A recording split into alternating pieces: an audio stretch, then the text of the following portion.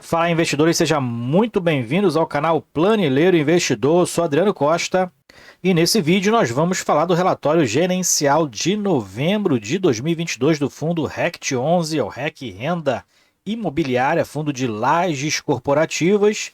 Então, fique conosco aí se você quer saber algumas informações importantes relativas ao RECT11, tá bom? E a performance dele nesse mês de novembro.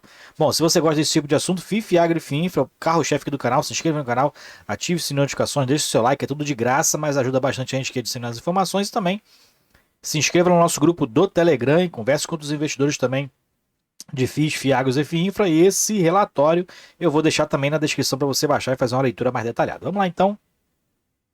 RECT11, fundo que investe aí, né, tem aí a base de investimentos e pratica uma gestão ativa em imóveis de uso comercial. Ele é que é administrado pela BR Trust, gerido pela REC Gestão de Recursos, tem ao alvo a rentabilidade, né, a rentabilidade alvo, o CDI, que hoje está em quase, né, 13 alguma coisa, quase a Selic, né, 13,65 mais ou menos ali o CDI, alvo que está um pouco mais de 1% ao mês, tá? Então, o fundo não tem alcançado essa rentabilidade alvo, não sei se no histórico, né? A gente vai ver um pouquinho mais para baixo. Patrimônio líquido do fundo é 813 milhões de reais, valor patrimonial da cota 95,24, mas no mercado está muito mais abaixo disso. Ó, o valor de mercado do patrimônio está em 469 milhões e a cota encerrou novembro a R$ 55, né? E nessas duas primeiras semanas de dezembro a cota já baixou, ficou abaixo aí de R$ 52. Então segue aí diversos fundos caindo, né? Muitos realmente caindo, principalmente aí um dos principais motivos, né? Essa transição de governo também, a expectativa de alta da Selic, né? É o principal motivo, né? Tem vários motivos aí, mas o principal é exatamente essa transição de governo aí que está dando o que falar. Bom, a área bruta locável do fundo está em quase 93 mil metros quadrados, taxa de administração 0,17%, que é pago a BRL Trust, né? E 1% ao mês a taxa de consultoria paga a REC Gestão de Recursos sobre o patrimônio líquido, é ao ano, tá? E ela já vem ali descontada dentro da apuração mensal, né? Já é apropriada ali na apuração mensal. Não tem taxa de performance. E o prazo é determinado, né, condomínio fechado, para investidores em geral, tem mais de 8 milhões e meio de cotas e mais de 78.600 cotistas, né? Inclusive essa base aqui, se eu não me engano, está reduzindo, né? Eu sou cotista do fundo, né? Tenho aí em torno de 4% da minha carteira no RECT11, claro, estou com prejuízo, mas sigo no fundo, não liquido prejuízo, né? Mesmo porque ele está pagando seus proventos ali normalmente. E sigo comprando algumas cotas, né? Que se você ver aqui o valor do provento mensal, né? Que está estabilizado, está pagando em torno de 50 centavos, que dá mais de 0,90% ao mês. Tá? Então, meu preço médio está muito mais acima, né? Mas as cotas que estão sendo adquiridas agora mais recentemente está com provento até legal, né? E o fundo segue aí numa vacância mais estabilizada agora, depois das vacâncias que tiveram, né? Teve algumas assinaturas de contrato esse mês, a gente vai ver isso agora nesse relatório gerencial. Aqui o resultado dos últimos 12 meses, né? Desde o IPO, inclusive, fundo dentro aqui do período, né, de 12 meses, distribuiu o rendimento correspondendo aí a mais de 6% de dividendos, né? E o que equivale a 53% do CDI. Então está muito mais abaixo, né? A rentabilidade alva, que é o CDI, ele está pagando 53% do CDI, muito mais abaixo realmente.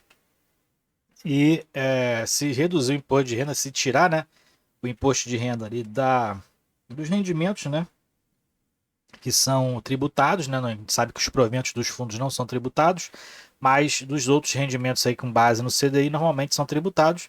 Se tirar e considerar, né, o líquido, né, o CDI líquido dá mais ou menos aí 63% do CDI, ainda está muito abaixo aí então da meta, né?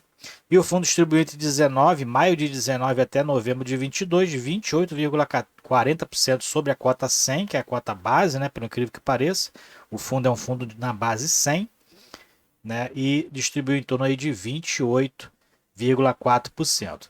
O resultado do mês, pago já no dia 14 de dezembro, né, foi de 4,3 milhões de reais, o que equivale aí a 50, um pouco mais de 50 centavos por cota, né? É, bom, esses centavos aqui fracionado é meio esquisito, né? A gente não recebe isso fracionado, mas enfim, eles não arredondam, né? Bom, vamos seguindo então aqui mais para baixo sobre os acontecimentos no mês de novembro. O fundo assinou um novo contrato aí, né? Celebrou um novo contrato com a empresa NAABSA Limitada, uma agência marítima, né? Um prazo de 5 anos, ele alocou aí o conjunto no 18º andar do edifício Parque na Costa, onde o fundo tem parte lá, tem participação nessa laje, né? O que equivale a 125 metros quadrados, né? E a taxa de vacância após essa locação diminuiu em torno de 0,14%. E nova locação no edifício Barra da Tijuca Corporate, o fundo locou lá na parte para essa Milu Cantina escolar pelo prazo de 5 anos, né? Então a alocação de um espaço no térreo, provavelmente semelhante a um quiosque, né? Área alugada de 235 metros quadrados, até uma área grande, né? E após a locação, a vacância do portfólio caiu para 12,7%. E o resultado acumulado, o resultado do fundo aí acumulado atualmente está em torno de quase, né, 14 centavos por cota. E o fundo segue prospectando aí as áreas vagas, né, na intenção de diminuir essa vacância aí. Segue o fundo trabalhando para isso aí reduzir, né? E falando aqui sobre o patrimônio do fundo, né, sobre o portfólio, aqui os ativos do fundo. Então, imóveis, o fundo tem 962 milhões em imóveis, 22 milhões aí em ativos de renda fixa, né? A liquidez diária normalmente é o caixa do fundo, né? E outros ativos, quase 20 milhões de reais, o que passa aí de 1 bilhão de reais em ativos o fundo. Mas o fundo também tem alguns passivos, né? Principalmente aqui no edifício Barra da Tijuca, o fundo ainda tem ali dois CRIs, né? Aí para pagar até 2034 e um no edifício Evolution, né, 67 milhões até 2034 também, um pouco mais aí, vai até dezembro de 2034, um total aí de obrigações com esses CRIs de 186 milhões de reais, uma taxa aí de atualização, né, mensal de IPCA mais 7,43% ao ano, tá? Então, mas isso é diluído mensalmente, né? E é atualizado aqui nas parcelas desses CRIs que são pagos, né? E outros passivos, 4,8 milhões de reais, o que dá um total em passivo de 191 milhões de reais. Se a gente comparar com os ativos, né, até que o fundo não está tão alavancado assim, se não fosse, né, aquelas dificuldades que estava tendo, né, como todas as lajes estavam tendo, com relação à vacância. O fundo já reduziu a vacância bastante, né, mas ainda segue aí buscando o equilíbrio de caixa aí para equilibrar as contas do fundo, né. Patrimônio líquido do fundo, então, 813 milhões de reais aí, fechou em novembro, né, e mais para baixo a gente verifica aqui os dividendos pagos por ano, né, o fundo que nos últimos 12 meses pagou R$ 6,08 por cota. Em 2021 foi R$ 6,95. Em 2022, R$ 5,54, que deve chegar aí aproximadamente, muito próximo, na verdade, né, daquilo que está sendo pago nos últimos 12 meses, em torno de R$ 6,04, R$ 6,05, provavelmente mantendo ali a linearidade da distribuição. Vamos acompanhando, né, os resultados do fundo, aí, mas provavelmente vai ultrapassar os R$ 6 em 2022. Aqui é o portfólio do fundo, né, os contratos, separado por ativo. Então a gente verifica aqui que o fundo então tem alguns contratos aqui no Barra da Tijuca, e a taxa de ocupação aumentou aqui no Barra da Tijuca, está bem interessante, né, agora 92,3%, né, um dos fundos que tem maior, um dos imóveis que tem maior área bruta locável, né? Então tá bem interessante aqui agora, e o fundo está com a maior vacância agora no Canopus aqui, né? 71,8% de vacância no Canopus, né? Sempre foi de uma área vaga, né? Então segue aí o Canopus com a maior área vaga do fundo, né? E aqui a participação de cada imóvel, né? Como a gente já falou aqui, o Canopus ele representa a maior parte, né? 28,8%. da área bruta locável do fundo, seguido do Barra da Tijuca, né? Então, por isso que foi interessante essa redução aí da vacância no Barra da Tijuca. A taxa de ocupação hoje está em 87,3%, vacância é 12,7%, né? E a receita mínima garantida que o fundo recebe hoje corresponde a 12,5% da receita de aluguel, né? E 87,5% vem realmente dos aluguéis dos contratos, tá? E hoje, atualmente, 69% dos contratos são reajustados pelo IGPM e 31% pelo IPCA. Vamos seguindo então aqui, a gente vê os ocupantes dos imóveis. A principal ocupação aqui é da Elo Participações, 15% da área bruta local está alocado para a Elo, né? E a Unigran Rio é a seguinte, 10,6%, tem essa concentração maior nesse daí, mas o restante daqui para baixo mais distribuído, né? Mais distribuído com outros inquilinos. Bom, mais para baixo a gente verifica aqui o histórico dos vencimentos dos contratos. Então, 71% tem vencimento aí a partir de 36 meses, né? Então 3 anos mais ou menos. E o prazo de vencimento médio dos contratos está em 3,6 anos, né? Então, a maioria dos contratos são contratos típicos, que normalmente são assinados aí com um período de 3 a 5 anos, né? Os últimos que a gente tem visto aí, sendo assinado com prazos de 5 anos. Agora, falando da DRE gerencial, então a gente verifica aqui. Então a gente verifica que na DRE gerencial, o fundo com a receita estabilizada aqui desde abril, né? Em torno de 5,5 milhões de receita de aluguel. Lembrando que isso aqui é pelo regime de competência, tá? Não quer dizer que o fundo recebeu isso aqui. Multa rescisória aqui, a gente tem visto que o fundo tem recebido algumas parcelas de multas rescisórias aqui no mês de agosto, né? Uma maior que teve aqui em agosto, 9,3 milhões, que reduziu bastante a taxa de ocupação do fundo. Algumas despesas financeiras do fundo renegociando, né, nesse período aí, então também teve um período de deflação, que reduziu um pouquinho também as despesas financeiras do fundo. E despesas operacionais com propriedade, que é taxa de administração, taxa de gestão, tudo aqui incluso, né?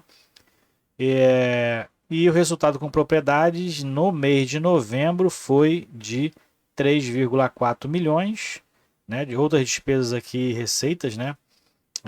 O que deu aí um resultado pelo lucro, um lucro líquido pelo regime de competência de 2,5 milhões, pelo lucro líquido pelo regime de caixa, que é o que interessa, né, para poder a gente saber a distribuição do fundo naquele mês, 4,4 milhões, provavelmente algumas despesas aqui não estão sendo pagas, pode ser que essa aqui esteja exercendo alguma carência, né, que aí tem que ser reconhecida na contabilidade, mas pelo regime de caixa não passa pelo caixa do fundo essa despesa e aí acaba que o lucro acaba sendo pelo regime de caixa muito maior do que o regime de competência por conta de algumas despesas que não acontecem, só acontecem pelo regime de competência, né? E o valor distribuído foi de 4,2 milhões, quase 4,3 milhões de reais, que deu aí mais uma vez 50 centavos de distribuição, que vem acontecendo desde fevereiro de 2022, tá? E se a gente pegar aqui o resultado acumulado nos últimos 12 meses, o fundo distribuiu menos do que teve de resultado de caixa, né? Isso aqui é interessante também para que o fundo mantenha, então, um caixa mais saudável, né? Para aí o restante dos meses, né? E aqui tem as prospecções que o fundo faz, né? Aqui tem a projeção de receita de caixa dos imóveis, né, em milhões de reais. Então, dezembro prevê uma receita em torno de 6 milhões de reais, está em torno de 5,5. Prevê então uma receita de 6 milhões de reais para dezembro, né? Alguns ajustes ali, reajustes contratuais pelo IPCA e pelo IGPM, essa é a previsão, né? E aqui são os imóveis que o fundo tem, então baixe o relatório, faça uma leitura mais detalhada aqui do que o fundo tem no portfólio, tá? Para você entender um pouquinho mais, saber se o fundo é bom, se o fundo é ruim. O fundo tem excelentes imóveis em localizações, é que as lajes corporativas realmente ainda vem sofrendo dos impactos da pandemia, né? E a liquidez do fundo, né? Tá baixa também a liquidez do fundo. O fundo que teve uma variação de preço ali em novembro entre 55 e 59,85, tá? O preço médio aqui negociado foi de 56,78, fechou a R$ 55, está abaixo de 52 já. E a média diária de negociação 650 mil, que deu um volume total em novembro de negociação de mais de 13 milhões de reais. E como eu falei lá no início, realmente reduziu a quantidade de cotistas de outubro para novembro, tá? Quase 1.000 cotistas a menos de outubro para novembro. Aí muita gente liquidando prejuízo nesse período, ok? Então é isso aí, relatório gerencial do RECT 11, fundo de lajes corporativas, segue na mesma praticamente, né? Reduziu um pouco aí a ocupação, mas segue com a receita estabilizada, né? E segue distribuindo aqueles proventos desde fevereiro que a gente tem observado, né?